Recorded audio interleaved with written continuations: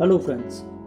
आज मैं आपको टोटल मनी मेकओवर बुक के बारे में बताने जा रहा हूँ। ये बुक ऑथर डेव रैमजी ने लिखी है। इस बुक में ऑथर डेव रैमजी ने लोगों को कर्ज से बाहर निकालने के स्टेप्स के बारे में बताया है। डेव ने इस बुक में पैसे से जुड़े मिथ और ट्रुथ के बारे में भी बताया है। ऑथर का कहना है कि 90% लोग उन चीज़ों को खरीद लेते हैं जिनको वो अफोर्ड नहीं कर पाते और बाद में कर्ज में डूब जाते हैं। इस बुक में 7 बेबी स्टेप्स दिए गए हैं जो लोगों को कर्ज से बाहर निकालने में हेल्पफुल हैं। ऑथर इस बुक में बार बार रिपीट करता है कि if you will live like no one else, later you can live like no one else.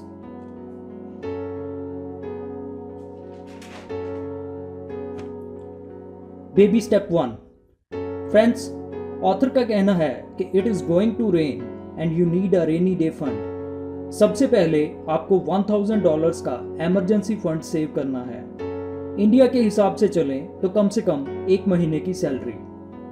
याद रखिए कि ये पैसे सिर्फ इमरजेंसी के लिए यूज करने हैं, किसी पार्टी के लिए नहीं। इन पैसों को किसी ऐसी जगह छिपा देना है कि जब आपको कोई इमरजेंसी पड़े तभी इन पैसों को निकाला जाए। अरे नहीं, आपको इन्हें जंगल में छुपाने की जरूरत नहीं है, किसी भी सेफ जगह पर रख सकते हैं। इसके बाद आते हैं बेबी स्टेप 2 पर, जो है स्टार्ट दी डेब्ट स्नोबॉल। फ्रेंड्स, इस स्टेप में आपको अपने सभी डेब्ट्स को कम से ज्यादा बैलेंस के ऑर्डर में लिखना है। ये कंसेप्ट उसी तरह काम करता है जैसे एक बर्फीले पहाड़ के ऊपर से एक स्नोबॉल को रोल किया जाए तो वो नीचे पहुंचते पहुंचते बहुत सी बर्फ इकट्ठा कर लेता है और एक एवलांच बन जाता है। मान लीजिए कि आपके 3 लोन चल रहे हैं, किसी दोस्त का, बाइक का और कार का। तो सबसे पहले आप सबसे कम बैलेंस वाला लोन ऊपर लिखेंगे और ज्यादा बैलेंस वाला लोन उसके नीचे। मान लीजिए कि पहले लोन की EMI $20 है। आपको जैसे भी करके अपने खर्चे में से कुछ और पैसे बचाकर इस लोन को जल्दी से जल्दी खत्म करना है।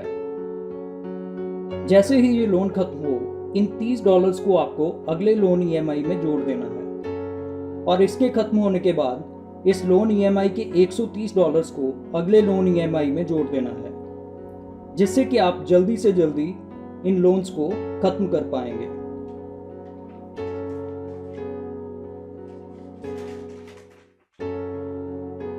Baby step 3, finish the emergency fund. Friends, हमने बेबी स्टेप 1 में $1000 का 1 महीने का इमरजेंसी फंड सेव किया था, पर अक्सर जब कोई बड़ी इमरजेंसी पड़ती है, जैसे कि जॉब चली जाना, तो हमें फिर से लोन लेना पड़ सकता है। ऐसा ना हो, इसलिए हम बेबी स्टेप 3 में कम से कम 3 से 6 महीने का इमरजेंसी फंड सेव करेंगे।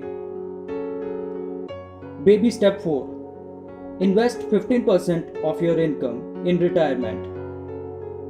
आपको अपने टोटल इनकम का 15% हर महीने रिटायरमेंट के लिए बचाना है। Baby step 5, save for college. Friends, author का कहना है कि अगर आपको पता है कि फ्यूचर में आपको किसी चीज के लिए पैसों की जरूरत पड़ेगी, तो बाद में लोन लेने की बजाय अगर आप उसे अभी से बचाना शुरू करेंगे तो आपके लिए सबसे अच्छा रहेगा। बेबी स्टेप 6, पे of your home mortgage. Friends, अब बाकी के लोन्स तो पहले ही खत्म कर चुके हैं, तो अगर आपका होम लोन है तो आप उसे भी जल्दी से जल्दी खत्म कर लें। हर महीने अपना खर्चा निकालने के बाद, रिटायरमेंट फंड में 15% डालने के बाद और कॉलेज के लिए सेविंग के बाद जो कुछ भी बचता है उसे आपको होम लोन पेमेंट की तरफ डाइवर्ट करना है। Baby step 7, build wealth. Friends, इस स्टेप तक पहुंचने पर आपका कोई लोन पेंडिंग नहीं है, आपके पास 3 से 6 महीने का इमरजेंसी फंड है और आप रिटायरमेंट और कॉलेज के लिए भी बचा रहे हैं। ऑथर का कहना है कि there are only 3 good uses for money. Money is good for fun, money is good to invest and money is good to give.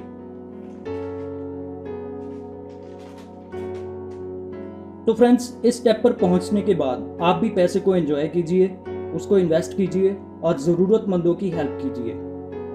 Friends, अगर आप बेबी स्टेप्स 3 से 7 तक और डिटेल में पढ़ने के लिए इंटरेस्टेड हैं तो आप डिस्क्रिप्शन में दिए लिंक से बुक को खरीद सकते हैं। ऐसे और वीडियोस को देखने के लिए हमारे चैनल को सब्सक्राइब करें, बेल बटन दबाएं और इस वीडियो को लाइक और शेयर जरूर करें। इस वीडियो को देखने के लिए आपका धन्यवाद।